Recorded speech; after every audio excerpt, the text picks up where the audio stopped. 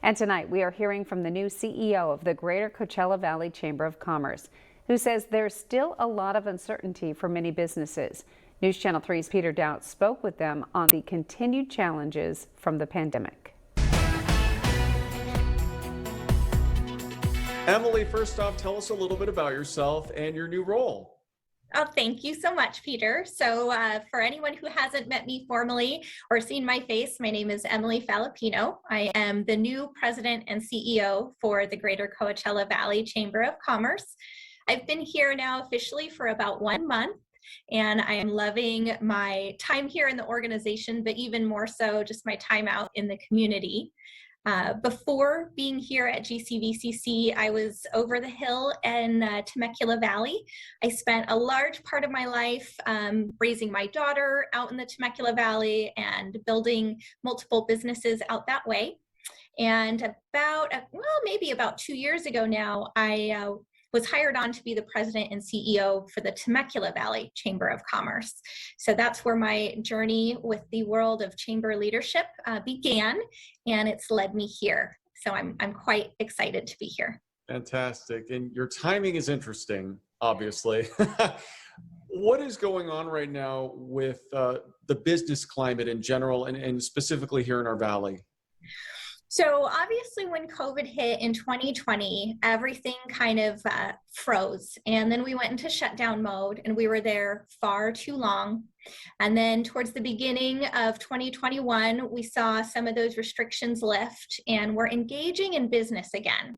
It's not business as usual. And I don't know that we're ever going to go back to, the normal that we all wished and hoped for.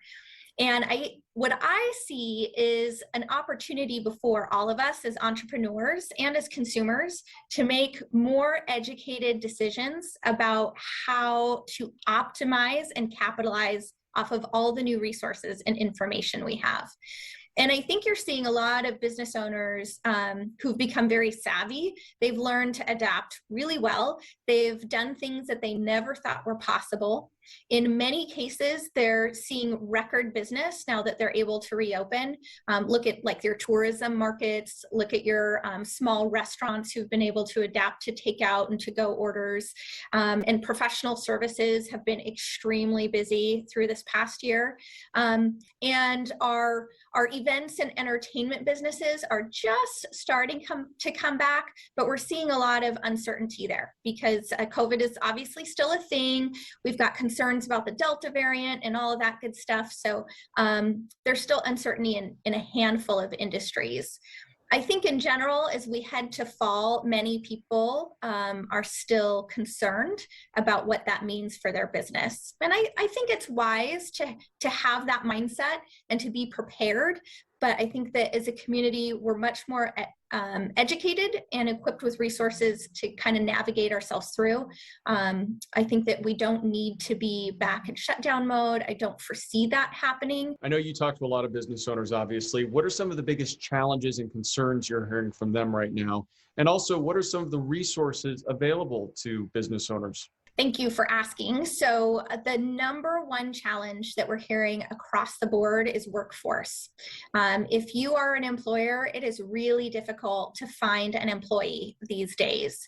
Part of that is because we do have a number of persons still on unemployment, and that supplemental unemployment insurance that should be dropping off here in a few weeks has been enough to make sense for people to stay home and not return to work. But there are other factors that really complicate workforce issues. Daycare, the school system, both of these industries have both been impacted, and that means that they can't care for youth the way that families need them to. And if you have a child at home that is younger, you're not able to leave them, which means you can't go get a job or go to work on any regular schedule. So those are a couple of issues. What I encourage employers to do is to reach out to a chamber like ours. We have a number of resources that are kind of lesser known channels for finding talent who are ready to go to work. Emily, it was so nice to meet you. Thanks for joining us. It was my pleasure. Thank you.